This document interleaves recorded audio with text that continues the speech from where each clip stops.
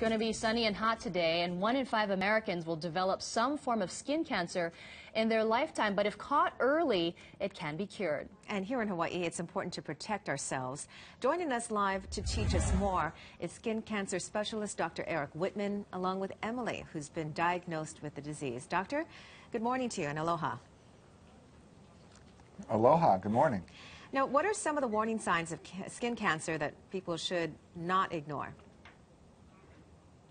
I think the most important thing is to look at the moles on your skin and to determine if there are any changes.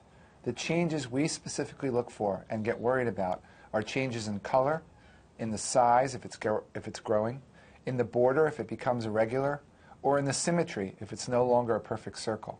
The final thing we get worried about is if the mole gets scratched or starts to bleed and never quite heals, because that can be hiding a skin cancer as well.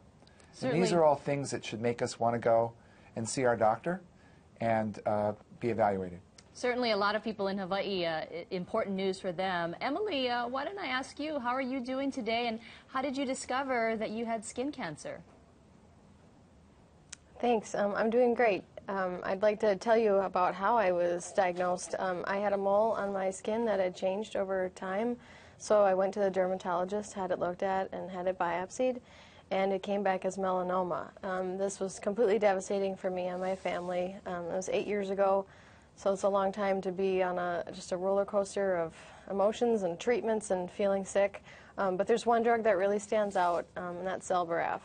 That drug not only has it been easy to tolerate as far as side effects go, but it's also made the most dramatic positive impact on my health, and it's honestly the reason that I'm alive today.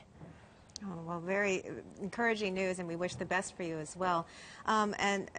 Doctor, really quickly, what can we learn from Emily and Emily's story?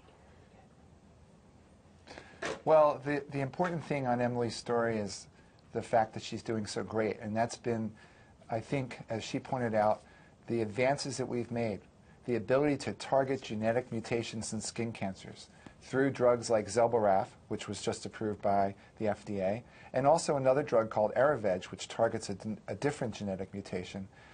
It's enabled people to have hope.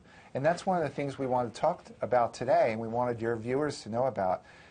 We've partnered with Genentech to talk about their great new website, and it's called facesofskincancer.org.